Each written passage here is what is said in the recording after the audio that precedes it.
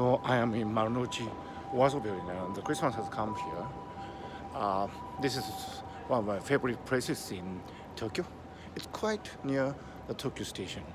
And the reason I love this place is because there is my favorite bookshop here.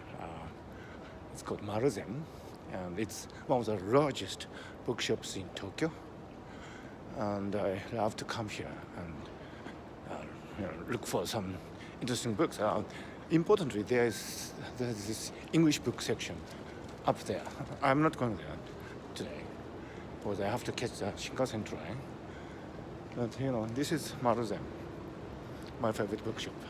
Anyway, so yesterday, was it yesterday? I don't remember.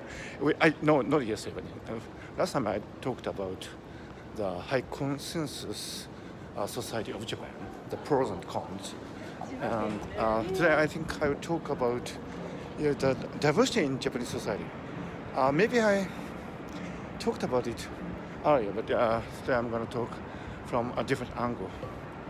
The Japanese people like to think that they are homogeneous people.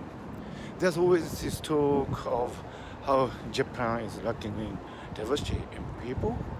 But the question of diversity is very interesting because it's not just a factual question, but it's also a question of perception. And I think it's true that the Japanese people like to perceive themselves as homogeneous, but the truth is very different, I think.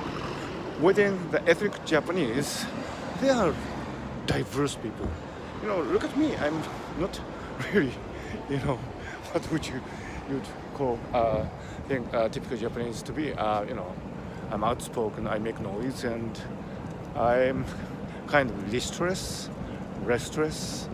I, always move around and very curious. Maybe curiosity is a generic Japanese tendency, but I'm not shy to express my opinions. There are many people like me actually in Japan. So this idea of the silence of the lambs in Japanese society is rubbish. Although the newspapers and TV media, these traditional media, they tend to portray the Japanese people as such, but that's very far from true. And then there's this fact that there are increasingly large ethnic diversity in Japan. Think of Naomi Osaka, the great tennis player. She is Japanese. Park Kun is a famous comedian, originated from the U.S., a graduate from Harvard, and he is Japanese. So he's a typical Japanese. Osaka Naomi is a typical Japanese, and Park Kun is also a typical Japanese. So this idea that, and these people are increasing. If you go to a convenience store in Tokyo, you see many people from all over the world. Because they are feeling in the labor shortages. I think they have come to Tokyo and Japan for studies. And while they are at school, they are allowed to work for some hours. This is a countdown clock for the Tokyo Olympics. And, I love to come here from time to time. So this idea that the Japan is ethnically homogeneous society is no longer tenable.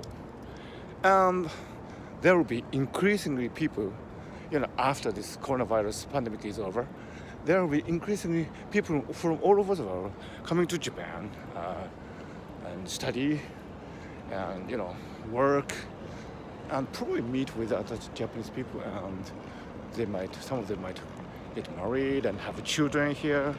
So this idea that Japan is a homogeneous society is not tenable.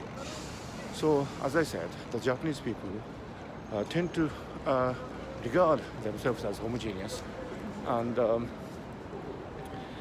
there's a tendency in the media to reinforce that prejudice, but nothing can be far from true.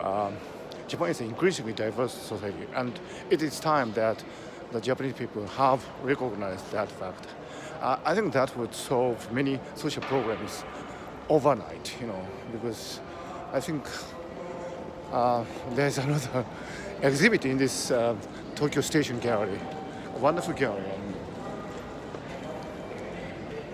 Yeah, Gyosai Kawanabe exhibit.